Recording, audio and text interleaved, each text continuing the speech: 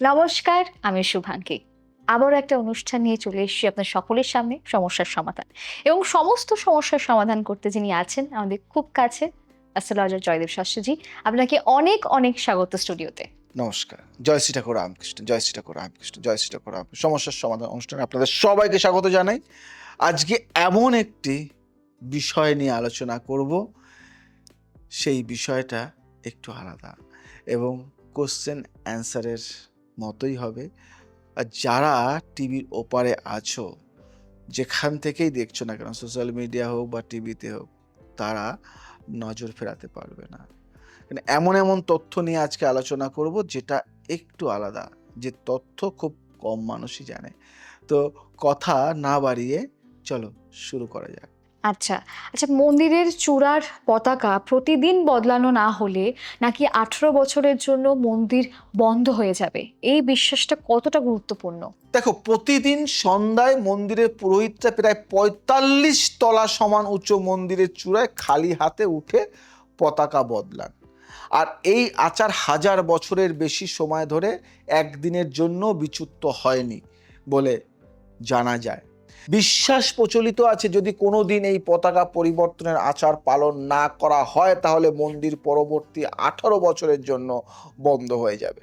এই গভীর বিশ্বাসের কারণেই প্রজন্মের পর প্রজন্ম ধরে সেবায়েতরা কোনো প্রতিকূল আবহাওয়াতেও এই রীতি পালন করে আসছে বলে জানা যায়। যাব পরের প্রশ্নে।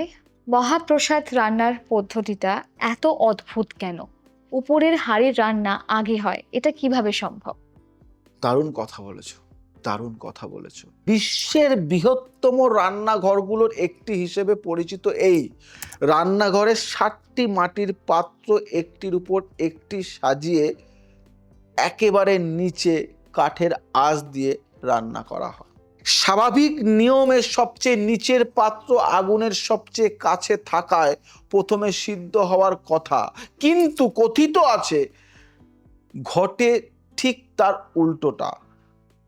সবচেয়ে উপরের পাত্রের রান্না সবার আগে সিদ্ধ হয়, তারপর একে একে নিচের দিকে। এই প্রক্রিয়ার পেছনের রহস্য আজও ব্যাখ্যা করা কঠিন বলে মনে করা হয়। আর এই কারণেই একে মন্দিরের অন্যতম বিস্ময় হিসেবে গণ্য করা হয়। এবং প্রতিদিন লক্ষাধিক ভক্ত প্রসাদ পান আমরা জানি, এবং তবু নাকি কখনো প্রসাদ কম পড়ে না, এই বিশ্বাসের পেছনে কি আছে? দেখো, প্রতিদিন 2 লক্ষাধিক ভক্ত পুরী মন্দিরে মহাপ্রসাদ গ্রহণ করেন। জগন্নাথ, বলভদ্র, সুভদ্রাকে দৈনিক 5 দফার ভোগ নিবেদন করা হয়, যার মধ্যে থাকে বিখ্যাত 56 ভোগ। কথিত আছে ভক্ত সংখ্যা যতই বাড়ুক না কেন, আজ পর্যন্ত কোনো দিন প্রসাদ কম পড়েনি। আবার অতিরিক্ত রান্না হয়ে অপচয় হয় না, প্রতিদিন যেন এক অদ্ভুত নিখুঁত পরিমাণেই তাই প্রস্তুত হয়ে যায় বলে বিশ্বাস প্রচলিত। ভক্তদের কাছে এটি দেবতার নিজের হাতের রান্নাঘর পরিচালনার প্রমাণ বলে মনে করা হয়।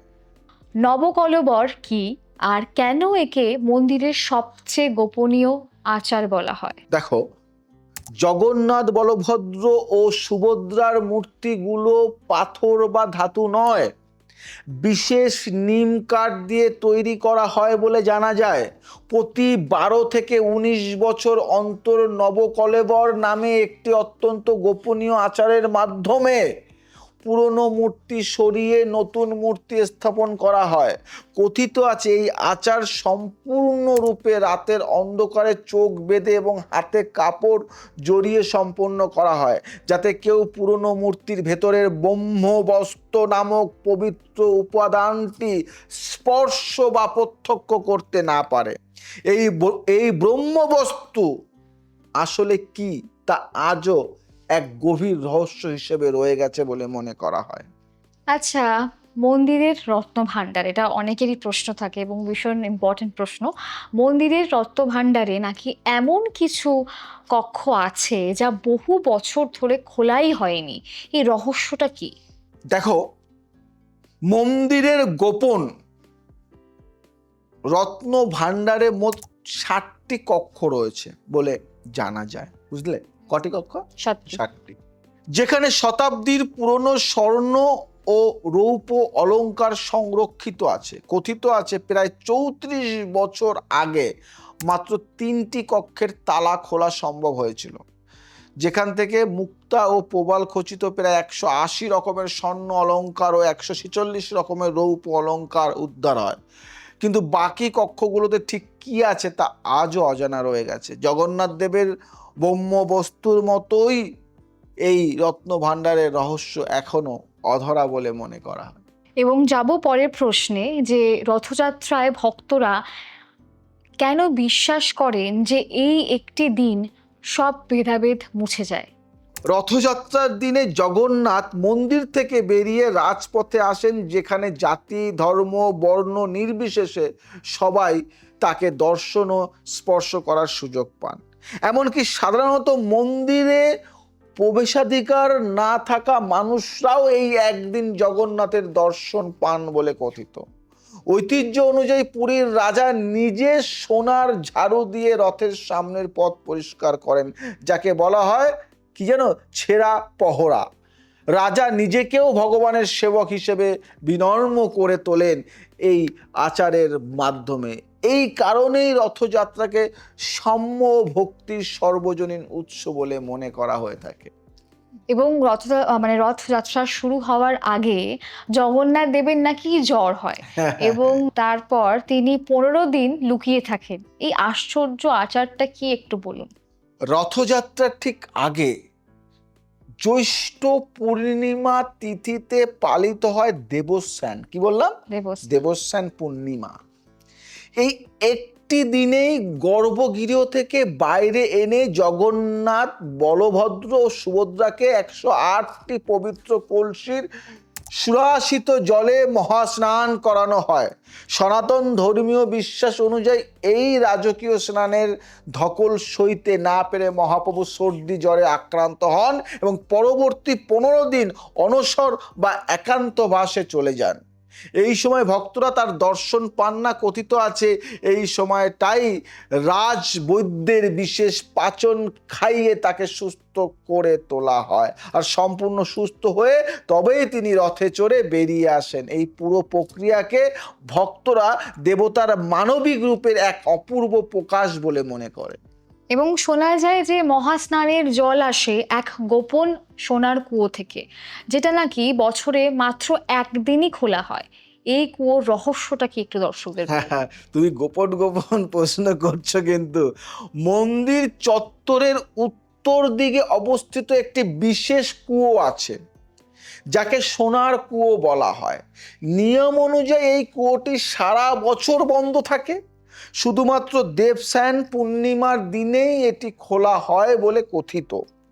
এই কুয়ো থেকেই সংগ্রহ করা হয় সেই ১০৮টি পবিত্র কলসির জল, যা দিয়ে জগন্নাথ দেবের বার্ষিক মহাস্নান সম্পূর্ণ হয়। মহাস্নান সম্পূর্ণ হয় বছরের বাকি ৩৬৪ দিন এই কুয়ো স্পর্শ করা হয় না বলে বিশ্বাস প্রচলিত, যা একে এক গভীর রহস্যময় ঐতিহ্য পরিণত করছে। আচ্ছা, মন্দিরের ৪টি দরজা নাকি আলাদা আলাদা প্রাণীর নাম আছে। এই নামকরণের পেছনে কি অর্থ লুকিয়ে আছে? পুরী মন্দিরের চারদিকে ৪টি প্রবেশদ্বার আছে, আর এই প্রতিটির নামকরণ করা হয়েছে ভিন্ন এক প্রাণীর নামে।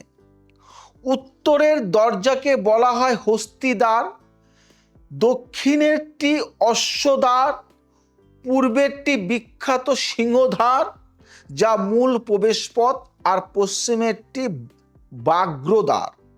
কথিত আছে প্রতিটি প্রাণীর শক্তি ও রক্ষণের প্রতীক হিসেবে ওই দিকের প্রহরী মনে করা হয়, আর সিংহদ্বারের রক্ষকে দেবতা হিসেবে বিবেচিত হন। জয় ও বিজয় এই বিন্যাসকে মন্দিরের চারপাশে এক অদৃশ্য সুরক্ষা বলয় বলে মনে করা হয়ে থাকে। সময়ের সাথে সাথে আমরা চলতে হয়, তাই সময় আজকে নেই। তাই বলবো রথযাত্রা খুব ভালোভাবে কাটুক, সবাইকে ভালোবাসুন, ভালো থাকুন, আর আমি আছি আপনাদের পাশে।